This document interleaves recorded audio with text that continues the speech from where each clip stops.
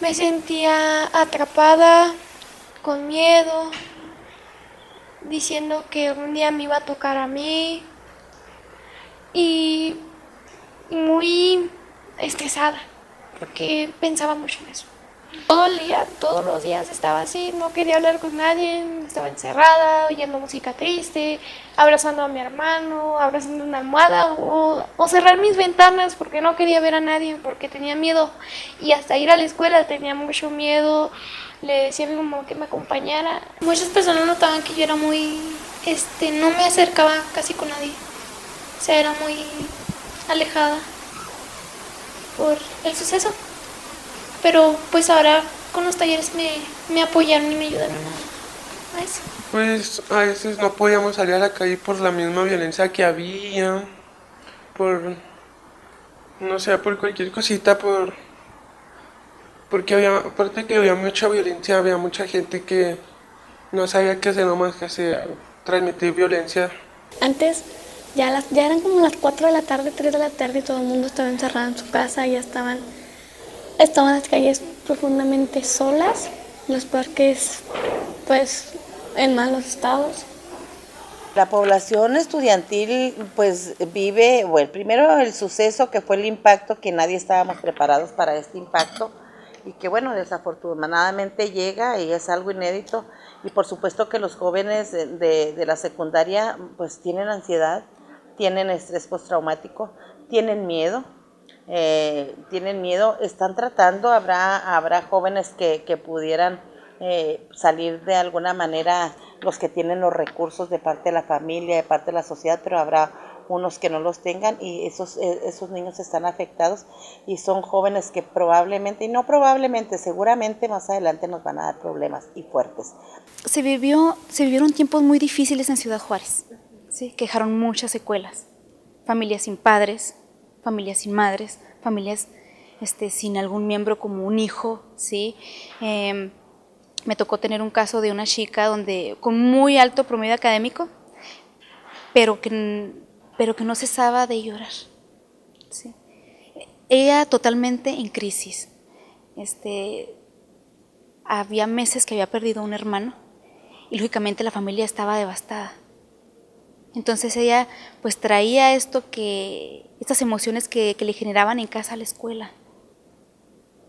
Entonces, de esta manera, pues bueno, nos tocó dar los primeros auxilios psicológicos. Aquí lo que se hizo fue hablar con la mamá y canalizarla. Pero sigue habiendo dolor y hubo mucho dolor en estos años. A veces ellos no se creen lo que los mismos compañeritos les dicen o las validaciones que uno como maestro les hace, ¿sí? Precisamente porque el progenitor o madre de familia, quien estaba en casa y quien, por una familia tradicional, ¿verdad?, quien quizá pueda brindar ese apoyo, ese amor, ese acompañamiento dentro del hogar, no está. Anda trabajando. ¿Por qué? Porque quizá perdió a quien sustentaba la casa, ¿sí? Entonces en esa casa quizá falta afecto y el afecto pues es bien importante para que unos lleven la autoestima con ellos, ¿no? Los chicos están teniendo mucho resentimiento. Tenemos como dos cosas, el resentimiento porque pues obviamente son pérdidas muy fuertes las que tienen, pero también hemos visto que son chicos que tienen como poco valor a la vida. ¿Qué quiere decir esto? Se arriesgan fácilmente. O sea, ya no les importa. Ellos saben que pueden estar expuestos, ¿no? Pero este sentido de valor a la vida que muchos tenemos, en los chicos se está perdiendo.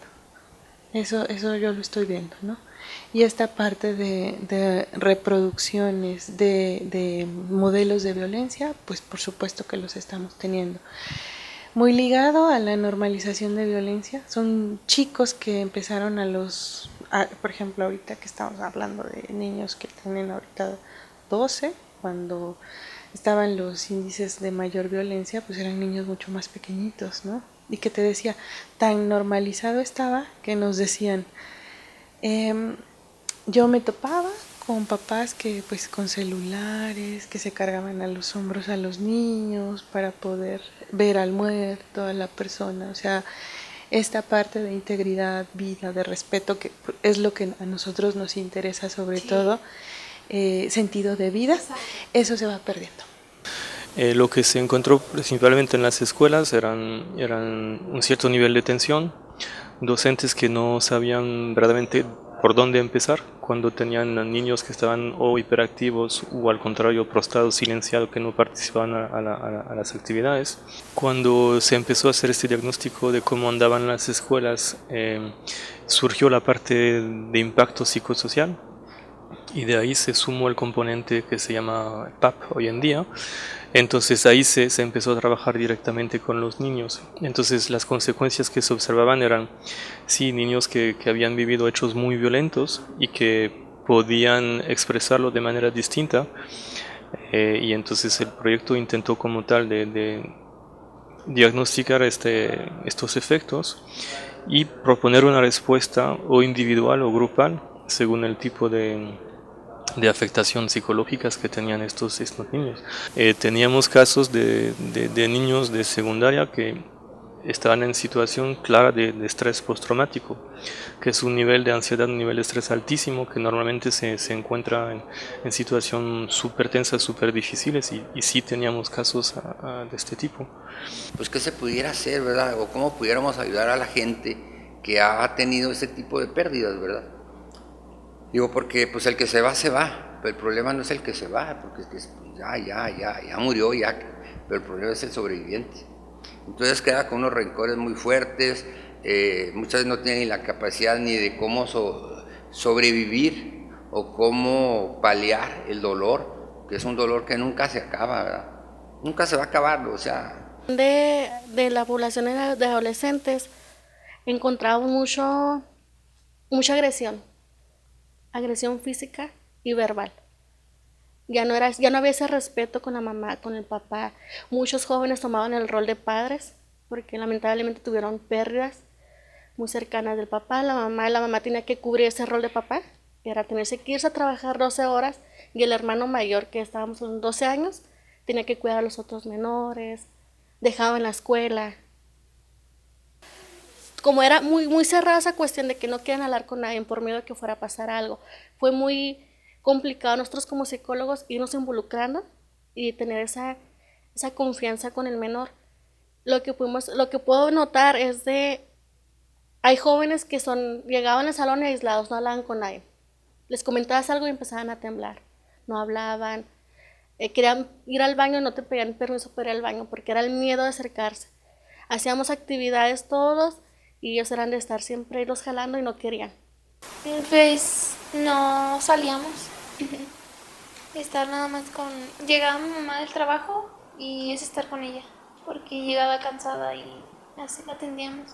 Éramos unidos, pero en casa, no salíamos. Pues algunas veces sí, fue muy duro porque hubo mucha violencia y no la manteníamos encerrados en casa mucho tiempo. Sí fue así. No pensaba nada más tenía miedo. Cuando yo estaba chiquita, a mi papá le marcaban mucho. Mi papá me dio una clave y me decía no, y cuando le marcaban, hubo como 4 veces que le marcaban a mi papá, ya que tenemos a su hija. Crecer en Ciudad Juárez, una parte es un poco malo, ¿por qué? Porque hay mucha delincuencia, mucho vagancia, menos educación, porque si han visto, hay adolescentes que andan en la calle, no estudian, no le echan ganas, con que quieren ser como los que hacían daño a la ciudad. Ellos ya agarran las pistolas, ya agarran todo, ya andan hasta matando, delincuencia entre ellos. ¿Por qué? Porque han vivido esto, quieren hacer lo mismo para ver qué se siente, buscar venganza, yo creo, porque pues a veces sí, yo conozco muchas personas que hacen eso, muchos amigos, y yo les digo que no. Yo sí he visto mucha persona con más estrés, mucho miedo que les vaya a pasar a ellos, mucha tristeza, sin apoyo de sus padres, o tal vez alguno no tiene padres, así. A lo mejor como que tenemos equivocado el concepto, porque ahorita se está haciendo como trabajos de prevención. Ahorita ya no es prevención, ya es atención, ya es contención de los jóvenes.